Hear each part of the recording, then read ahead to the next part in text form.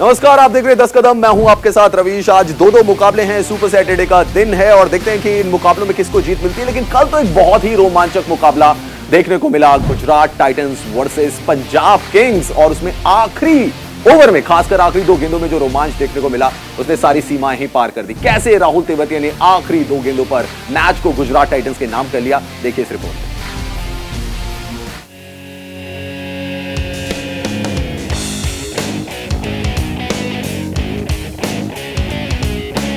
IPL के 16वें मुकाबले में ऑलराउंडर राहुल तेवतिया की बल्लेबाजी का तूफान देखने को मिला। वो तूफान जो इससे पहले एमएस धोनी के बल्ले से देखने को मिला था। दरअसल मैच में पंजाब किंग्स ने गुजरात टाइटंस के सामने 190 रन का टारगेट रखा था, जिसका पीछा करते वक्त गुजरात ने 19 ओवर में 3 विकेट गंवाकर 171 रन बना लिए थे और आखिरी ओवर में 19 रन चाहिए थे। फिर एक समय ऐसा आया जब टीम को 2 गेंदों पे 12 रनों की दरकार थी, यानी दोनों गेंदों पर छक्के लगाकर ही टीम जीत सकती थी, और हुआ भी ऐसा ही।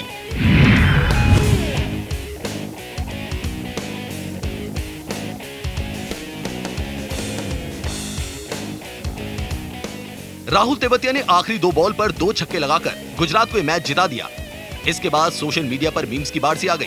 फैंस ने कहा कि तेवतिया की पंजाब से अलग ही दुश्मनी है। राहुल तेवतिया ने आईपीएल में एक बार फिर पंजाब किंग्स के मुंह से जीत छीन ली। आइए आपको समझाते हैं आखिरी ओवर का रोमांच। 20वें ओवर की पहली गेंद वाइड फेंकी गई। इसके बाद जब ये गेंद दोबारा फेंकी गई तो इसमें हार्दिक पांड्या रन आउट हो गए। 20वें ओवर की दूसरी गेंद पर राहुल तेवतिया ने 1 रन लिया।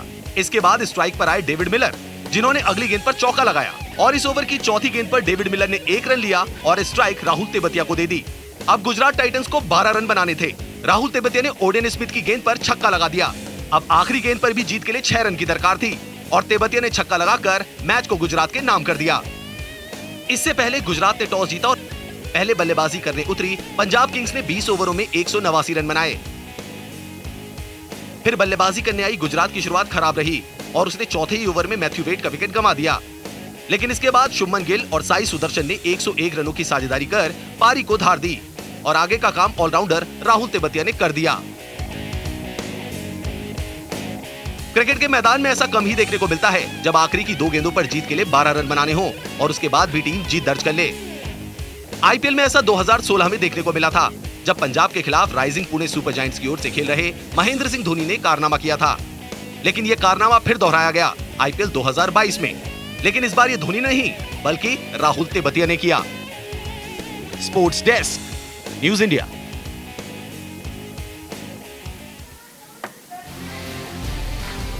तो बहुत ही रोमांचक मुकाबला कल देखने को मिला। और अगर आईपीएल सीजन की बात की जाए, अब तक के मैचेस की बात की जाए, तो कल सबसे एक्साइटिंग मैच था जिसमें गुजरात टाइटंस ने आखिर में बाजी मारी। लतिका, बहुत अप्स एंड डाउन्स हो रहे थे कल मैच में एंड एक नर्व्स को रोक देने वाला मैच था, बट आप रियलाइज कर रहे थे कि कुछ हो सकता है इसमें। राहुल तेवतिया ने जो पारी खेली कल हमने रवीश बात की थी शो पे ही कि दोनों टीमें बराबर की दिख रही हैं। अब देखना है बराबर ही थी, मतलब बिल्कुल बराबर थी। और एक टाइम पे ऐसा लग रहा था कि ये वाली टीम जीतेगी, एक बार लग रहा था ये वाली।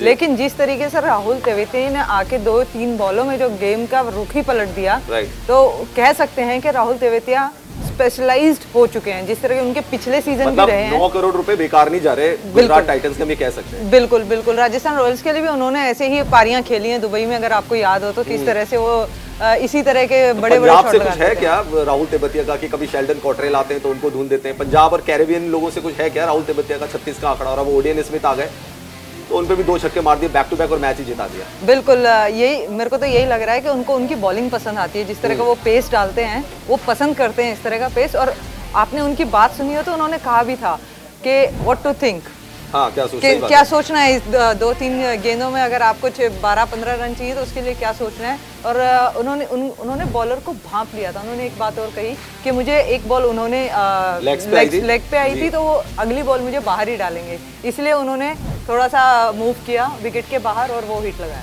लतिका, आपको लग रहा है कि क्या स्ट्रेटेजिक पॉइंट ऑफ व्यू से, देखिए मैं ये नहीं कह रहा कि ओडेन स्मिथ काफी इंटरनेशनल एक्सपीरियंस है उनको, वेस्ट इंडीज के लिए क्रिकेट खेलते हैं और अपने आइलैंड के लिए भी उन्होंने क्रिकेट खेली होगी।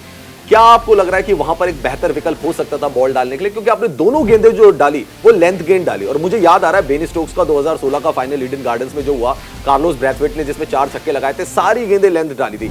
यहां पर भी जरूर ओडेन स्मिथ ने बाहर गेंद को डालने की कोशिश की थी, पर थी लेंथ गेंद, मतलब आगे काफी पड़ी। तो क्या शॉर्ट गेंद या कुछ और हो सकता था?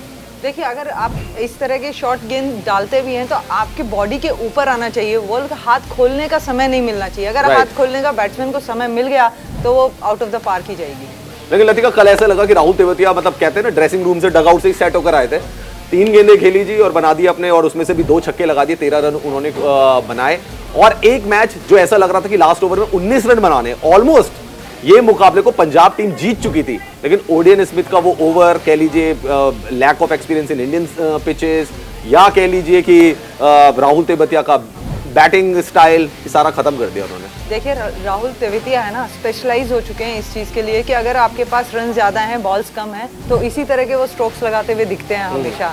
किसी भी मैच को आप उठा वेरी के स्ट्रॉन्ग ऑन देखिए। Leg side also. बिल्कुल, उनका जो स्विंग है बैट का वो बहुत ही स्पीड वाला है, जो बॉल अगर कनेक्ट होती है ना सीधा आउट ऑफ तो अब कल के मैच के बाद हम राहुल तेवतिया को क्या माने, अ बैट्समैन हु कैन बोल और a bowler who can bat, क्योंकि अभी तक उनकी ख्याति यही थी, मतलब वो शेल्डन कॉटरेल को छोड़ दीजिए, उससे पहले लोग यही जानते थे कि लेग ब्रेक बॉलर है। कल उन्होंने 24 रन भी पिटवाए वैसे एक ओवर में, लिविंगस्टन ने उनको बड़ा वो किया, तो पहले यही सोचते थे कि लेग ब्रेक बॉलर है हु कैन बैट, बट अभी ऐसा लग रहा है कि 9 करोड़ रुपए जो खर्च किए ना गुजरात टाइटंस ने, सही जा रहे, कुछ तो वसूल हो गए। मैच फिनिशर मैं बोलूंगी कि जिस तरह से वो मैच फिनिश करते हैं आके, जिस तरह का कॉन्फिडेंस वो दिखाते हैं अपना बैटिंग में, तो मैं उनको कहूंगी एक अच्छे ऑलराउंडर हैं जो कि बैटिंग बहुत अच्छी करते हैं, मैच को अच्छा फिनिश करते हैं। लतिका, कल आपको ऐसा भी लग रहा है कि पंजाब किंग्स ने एंड टाइम पे नर्व्स जो थी ना उनकी, मतलब संभाल नहीं पाए वो प्रेशर को, चाहे मिस फील्डिंग हो रही हो, चाहे कैचेस ड्रॉप हो रहे हो, रबाडा ने कैच ड्रॉप किया, देन ओडिन स्मिथ ने भी एक कैच ड्रॉप किया था, शुभमन गिल का, फिर रबाडा ने स्लोवर मारी, फिर आउट हुए, बहुत सारे ऐसे हिकअप्स आए जिसमें ऐसा लग रहा है कि पंजाब किंग्स वाले प्रेशर नहीं संभाल पाए। एक मजेदार अगर बात आपने नोटिस की हो कल के मैच में,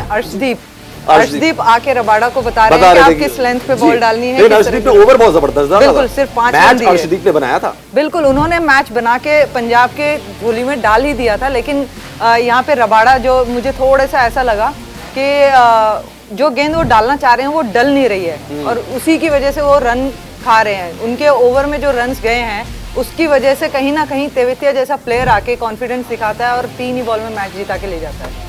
एक चीज और भी कि आपने बहुत बड़ी फौज तो जमा कर ली है, लेकिन लीडरशिप एक बहुत बड़ी चीज होती है, क्योंकि लतिका आपको भी याद होगा 2008 सीजन डेक्कन चार्जर्स एक बहुत सॉलिड टीम थी, जिसके पास एंड्रू साइमंड्स थे, जिनके पास एडम गिलक्रिस्ट थे, हर्षल गेब्स थे, शाहिद आफरीदी थे, मतलब शाहीन शाह अफरीदी के ससुर जी शाहिद आफरीदी थे, स्कॉट स्टायरिस थे, बड़ी तगड़ी टीम उन्होंने बनाई थी, लेकिन पॉइंट्स टेबल पे बॉटम पर रहे थे। तो आपने यहाँ पे भी हार्ड हिटर्स की फौज तो जमा कर दी है पंजाब के लिए, लेकिन उसका एग्जीक्यूशन भी होना चाहिए, वो मैच को कैसे पलटे, कैसे जिताएं, ये भी एक बहुत बड़ी चीज है। बिल्कुल, अगर बैटिंग स्टार खरीदने से कुछ नहीं होगा, मतलब परफॉर्मेंस भी आनी चाहिए। बिल्कुल, अगर बैटिंग की बात करें रवीश, तो यहाँ पर पंजाब ने कोशिश जरूर करी एक टोटल की तरफ जाने की अच्छी, क्योंकि उनके निचले जो बल्लेबाज थे उन्होंने आके 3 ही ओवर में राहुल 4 ने थोड़े रन मार दिए, 40 या 50 रन मारे हैं, उसकी वजह से ये टोटल दिखा है। लेकिन अगर मैं कल भी बात कह रही थी, गुजरात टाइटन एक ऐसी टीम उभर के आई है जो कॉन्फिडेंस दिखा रही है। हार्दिक पांड्या की टीम एक कॉन्फिडेंस दिखा रही है, और हार्दिक पांड्या की जो कप्तानी है कहीं ना कहीं उसका असर भी जो टीममेट्स हैं उनके ऊपर दिख रहा है मुझे। आपको क्या लग रहा है, as a coach Anil Kumble, उधर कोच आशीष नेहरा थोड़े भारी पड़ रहे हैं क्या कुंबले पाजी पे? देखिए, ये सब ना ड्रेसिंग रूम में किस तरह का माहौल रखते हैं, किस तरह से एक सीनियर और जूनियर जेल करते हैं आपस में, किस तरह की बातें करते हैं, तो काफ़ी चीज़ें डिपेंड करता है। आशीष नेहरा अपने समय में बहुत अच्छा क्रिकेट खेले हैं, क्या वो अपनी किस तरह एक्सपीरियंस जो है वो शेयर करते हैं, IPL भी उन्होंने खेला है, तो काफ़ी चीज़ें हैं जो यंगस्टर्स को सीखने को मिलती है, और वही उनका एक्सपीरियंस। लेकिन क्या आप अगली बार अगर मैच और ऐसी सिचुएशन आए 20वें ओवर के लिए ओडेन स्मिथ परफेक्ट है, या किसी और के बारे में सोचना पड़ेगा कि रबाडा को बॉलिंग दे दी जाए, या कुछ ऐसे बॉलिंग चेंजेस मयंक को करने पड़ेंगे कि 20वां ओवर ओडेन के पास न जाकर किसी और के पास जाए? मैं ये भी सोच के कल हैरान था कि उनके डगआउट में इतने बड़े बड़े लोग बैठे हुए, कोई मैसेज ही भिजवा देता, कोई बोल देता यार ऐसी बॉल डाल दे, इधर बॉल डाल दे, उधर बॉल डाल दे, बस हुआ कुछ नहीं। देखिए, ओडेन स्मिथ में मुझे नहीं लगता कि उन्होंने कोई ऐसी गेंदबाजी की है जिसकी वजह से उनको हम ये कहें कि अगले मैच में उनको बॉलिंग नहीं देनी चाहिए, क्योंकि ओवरऑल अगर उनका बॉलिंग स्टैट्स देखेंगे तो उन्होंने एक डिसेंट बॉलिंग की है, और जिस लेंथ पे वो बॉल डाल रहे थे वो ज़्यादा से ज़्यादा कोशिश कर रहे थे कि छोटा बॉल डाल के थोड़ा सा प्लेयर को मिस कराना है, बॉल को पीछे की तरफ लेके जाना है, तो वही चीज़ वहाँ पे स्मिथ की काम इसलिए नहीं आई। अगर वहीं शॉर्ट पिच अगर तेवतिया को डालते, बॉडी के ऊपर डालते, तो कहीं ना कहीं ये मैच का रिजल्ट दूसरा ही होता। जी हाँ, दूसरा ही होता है, लेकिन खैर लास्ट बॉल फिनिश था, मजा आया मैच को देखकर। 2 छक्के लगाए, धोनी ने भी ऐसा फिनिश किया था पुणे सुपर जायंट्स के लिए, यहाँ फिनिश कर दिया राहुल तेवतिया ने। बट गाइज, आज 2 मुकाबले खेले जा रहे हैं, सुपर सैटरडे का दिन है। आज एक मुकाबला चल रहा है Chennai super Kings versus Sunrisers Hyderabad, और दिन का दूसरा गेम है मुंबई इंडियंस वर्सेस आरसीबी। अब आप जानते हैं मुंबई इंडियंस की हालत कितनी खराब है, और आरसीबी को मिलने वाला है ग्लेन मैक्सवेल का साथ। जॉश हेजलवुड नहीं मिलेंगे, ग्लेन मैक्सवेल मिलेंगे। तो दोनों टीमों की तैयारियां कैसी हैं, एक नजर डाल लेते हैं।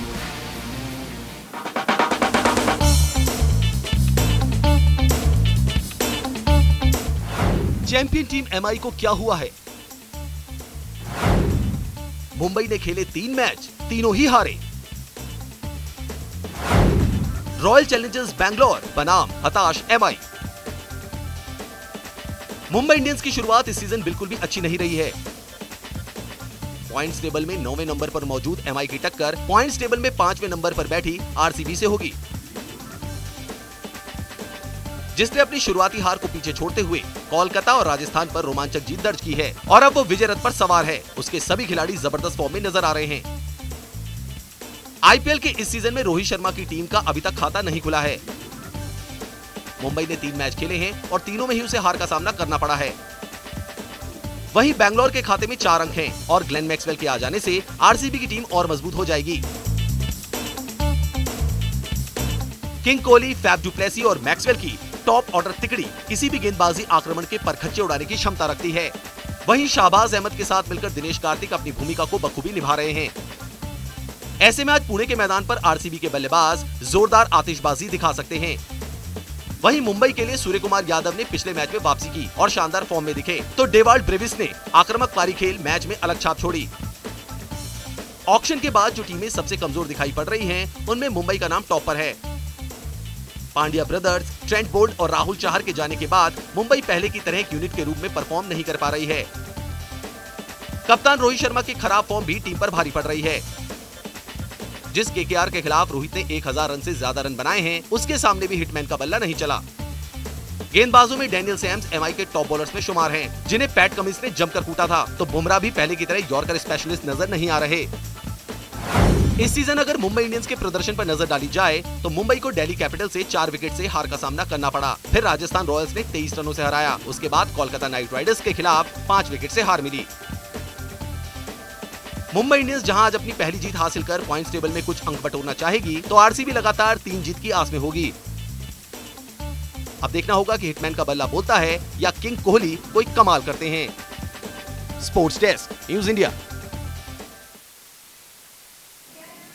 तो Royal Challengers Bangalore and Mumbai Indians, और मुंबई इंडियंस आपको पता है उनकी हालत वैसी है जैसे सीएसके की हालत है। मुंबई इंडियंस क्या अपने फॉर्च्यून को बदल पाएंगे, और आरसीबी को बोस करने आ रहे हैं ग्लेन मैक्सवेल। शादी के बाद आ रहे हैं लतिका ग्लेन मैक्सवेल। आपको लग रहा है थोड़ा लोड कम होगा, जो डुप्लेसी पे लोड बढ़ा हुआ था, विराट ने तो लोड लिया नहीं, पर जो भी उनकी बैटिंग लाइनअप पे लोड बढ़ा हुआ था, मैक्सवेल के आने से एक एक्स फैक्टर जो है टीम के साथ जुड़ेगा। बिल्कुल जुड़ेगा, और मुंबई इंडियंस के खेमे में थोड़ी सी टेंशन यहाँ पर नजर आएगी, क्योंकि मैक्सवेल एक बहुत बड़ा नाम है, और जिस तरह के वो हिटर हैं तो गेम कभी भी पलट सकते हैं। तो मैक्सवेल की वजह से यहाँ पर आरसीबी का जरूर थोड़ा सा पलड़ा भारी लगेगा बैटिंग लाइनअप में, क्योंकि अभी तक अगर आपने देखा हो तो आरसीबी की बैटिंग लाइनअप इतना कुछ खास कर नहीं पाई है, वहीं मुंबई की भी नहीं कर पाई है। लेकिन वही कल वाली बात है रवीश, दोनों टीमें एक जैसे हालात में है अभी, तो कौन कैसा मैच खेलता है इस पे डिपेंड करता है। बैटिंग कैसी होती है, टॉप ऑर्डर सबसे इंपॉर्टेंट कि टॉप ऑर्डर बैट्समैन किस तरह से पार्टनरशिप देते हैं। लेकिन इनके पास एक और खिलाड़ी अच्छे हैं, वो है दिनेश कार्तिक, जो कि एज ए फिनिशर अब अपने पैर जमा रहे हैं, और लोग ये कह रहे हैं कि भैया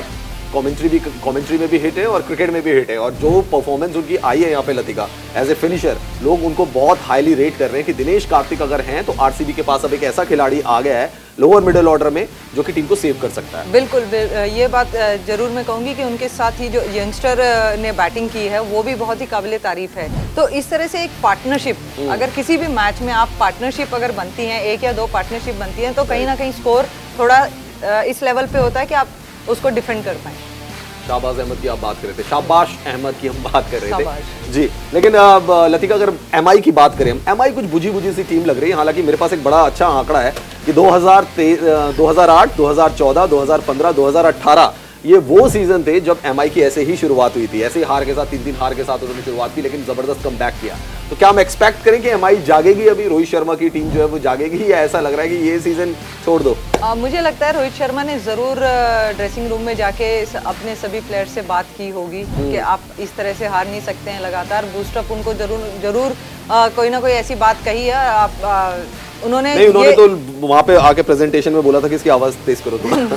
नहीं, वो उस टाइम का गुस्सा अलग है, क्योंकि उस टाइम उनको समझ में ही नहीं आ रहा था कि मैच हारे तो हम हारे कैसे। राइट। लेकिन कहीं ना कहीं उन्होंने ड्रेसिंग रूम में अपने प्लेयर्स को जरूर बोला होगा कि आप जीत की एक भूख बनाइए अपने अंदर, कि आप रिलैक्स नहीं हो सकते हैं किसी भी मोमेंट पे। ये आईपीएल ऐसा फॉर्मेट है, अगर आप जीतते भी आ रहे हैं ना तो भी आप रिलैक्स नहीं हो सकते हैं, क्योंकि कब कौन सी टीम आप पे भारी पड़ जाए किसी को नहीं पता। तो आज उम्मीद है कि मुंबई इंडियंस से बेहतर परफॉर्मेंस की, बल्लेबाजी में रोहित शर्मा से बेहतर परफॉर्मेंस की उम्मीद। लेकिन लतिका, जो पिछला मैच हमने देखा that was MI versus KKR, और एमआई का रिकॉर्ड उनके खिलाफ बहुत शानदार था, but then comes Pat Cummins, जिनके बारे में किसी ने सोचा नहीं था। पैट कमिंस आए, एक कह सकते हैं ना मेगा स्टार की तरह उन्होंने एंट्री ली, पिक्चर का पूरा मजा वो लूट के ले गए, और उसमें कहीं पीछे रह गए सूर्य कुमार यादव, क्योंकि उनका भी कमबैक हुआ था। But what an inning played by Surya Kumar Yadav. आपको लग रहा है कि सूर्य कुमार यादव के आने से मुंबई की भी बैटिंग में अब स्टेबिलिटी नजर आ रही है, जो पहला ही मैच उन्होंने खेला आकर और वहां पे सॉलिड परफॉर्मेंस? बिल्कुल, हमने रविश पहले भी बात की थी कि सूर्य कुमार यादव एक ऐसे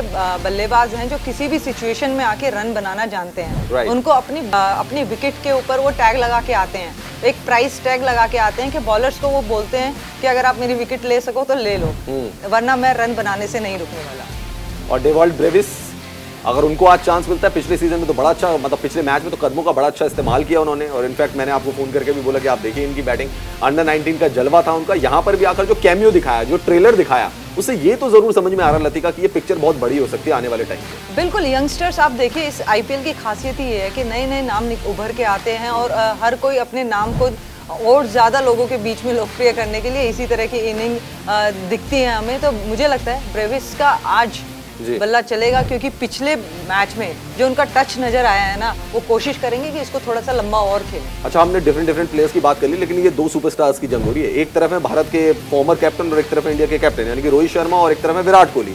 इन दोनों का क्या होगा? ये दोनों इतने बड़े भारतीय क्रिकेट के स्टॉलवर्ड्स, जिनको कह सकते हैं सुपरस्टार क्रिकेटर्स, दोनों का बल्ला नहीं चला। एक इनिंग मारी है दोनों ने 40 रन की, बट 40 रन के खिलाड़ी नहीं है ना, ये तो बड़े खिलाड़ी हैं। लेकिन रविश, मैं ये कहूंगी क्रिकेट एक ऐसा गेम है जिसमें आप हर मैच में स्कोर नहीं कर सकते हैं। कुछ में तो करें। कुछ में किया है ना, 40 किया है उन्होंने, 50 किया है, तो ऐसा नहीं कि आप हर मैच में, लेकिन एक अच्छी शुरुआत देना यहाँ बहुत जरूरी है। विराट कोहली के जिस नंबर पे बैटिंग करने आ रहे हैं, 3 नंबर पे, तो मुझे लगता है कि वो एक क्रूशियल एक पोजीशन होती है, और विराट कोहली को वो पसंद है।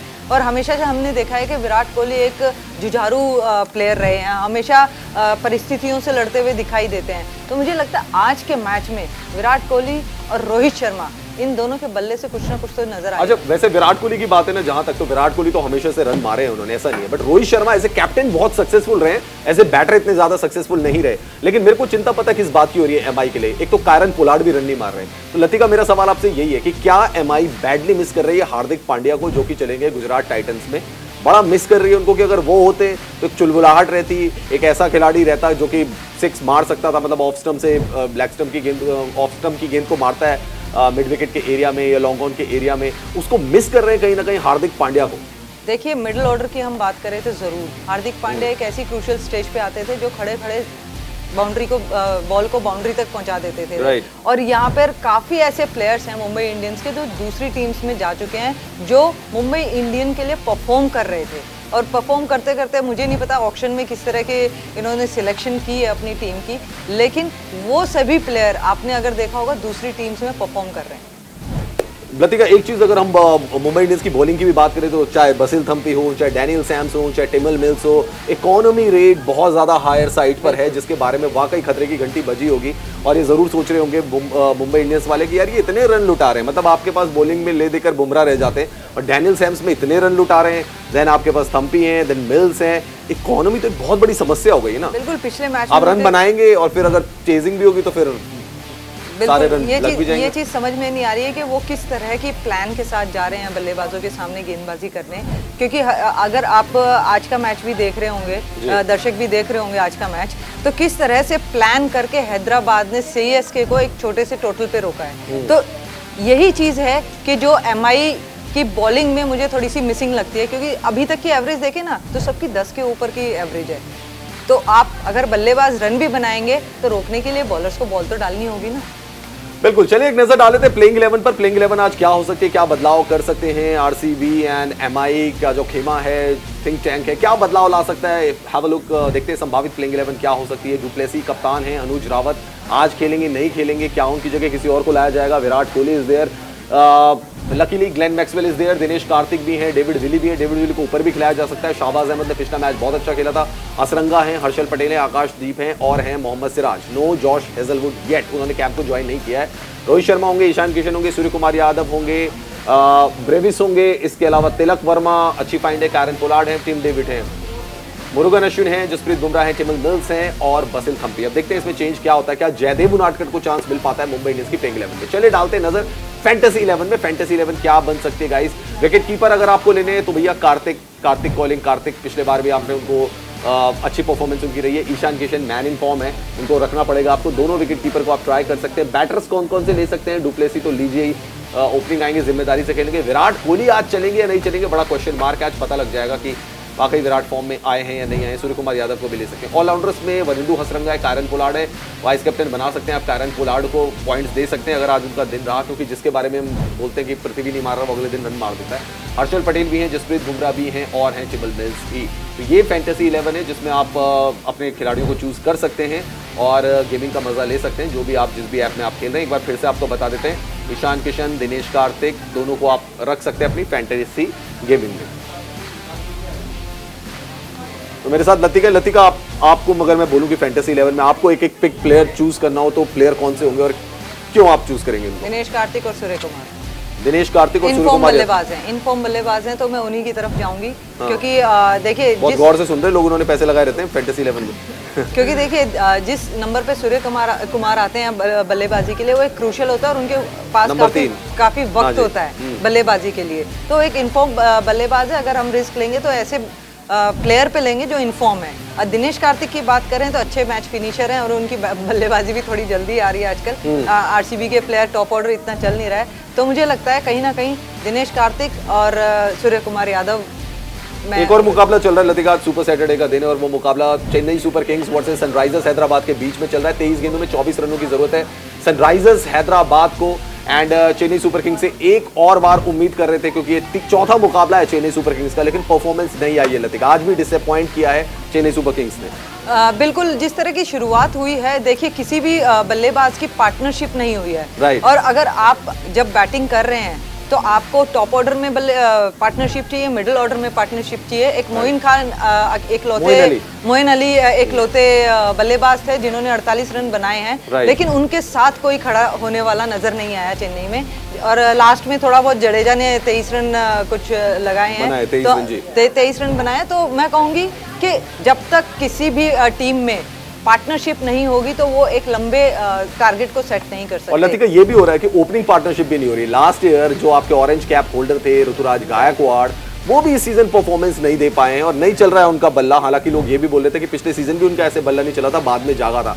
बट वो अफेक्ट कर रहा है चेन्नई सुपर किंग्स को। इनफैक्ट क्योंकि ओपनिंग में अगर उथप्पा एंड ऋतुराज गायकवाड़ दोनों रन नहीं बनाएंगे तो अफेक्ट कर रहा है उनकी बैटिंग को और प्लेटफॉर्म ही सही नहीं पड़ पा रहा है। बिल्कुल, उथप्पा और गायकवाड़ की हम बात करें, इनको स्टार्ट मिल रहा है रवीश, लेकिन पता नहीं किस बात की जल्दबाजी कर रहे हैं ये। अगर थोड़ा समय बिताएं, आज का विकेट थोड़ा स्लो था, थोड़ा रुक के आ रहा है बॉल, तो अगर जितना आप उस पर समय बिताएंगे आपके रन जरूर बनेंगे। विकेट कैसा भी हो, लेकिन आपको खेलना, अगर ज़्यादा समय बिताते हैं ग्राउंड पे, बैटिंग करते हैं, बॉलर्स को वॉच करते हैं, तो रन्स जरूर बनते हैं। यहीं अगर हम बात करें हैदराबाद की बैटिंग की, जो कि अभी चल रही है, तो आज विलियमसन ने बड़े धैर्य के साथ अभिषेक शर्मा 47 गेंदों पे 73 रन है, 5 चौके 3 छक्के। बिल्कुल, वही मैं कह रही हूँ कि धैर्य के साथ बैटिंग करी है उन लोगों ने, किसी बात की जल्दबाजी नहीं करी है, क्योंकि विकेट स्लो है, बॉलर्स को वॉच किया है और उसके अकॉर्डिंगली अपने प्लान को एग्जीक्यूट कर रहे हैं। अब आगे देखना है कि वो इस मैच को। चलो मुझे फाइनल कमेंट बताइए आप लतिका, मुंबई इंडियंस या फिर रॉयल चैलेंजर्स बैंगलोर, कौन जीत रहा है आज का मैच? चेन्नई तो इधर हार गई, समझ लीजिए। मुझे लगता है कि दोनों टीमें बराबर हैं, लेकिन थोड़ा सा मैं आरसीबी के साथ जाऊंगी मैक्सवेल फैक्टर की वजह से। ओके, मतलब आप विराट की टीम को सपोर्ट कर रहे हैं और रोहित को टीम को सपोर्ट नहीं कर रहे हैं। बिल्कुल। चलिए दोस्तों, हमने आपको बताया कि मुंबई इंडियंस एंड आरसीबी का मुकाबला थोड़ी देर के बाद होगा और चेन्नई सुपर किंग्स अपना मुकाबला हारने की कगार पर है। कल फिर होगी आपसे मुलाकात 6:30 बजे। देखते रहिए न्यूज़ इंडिया।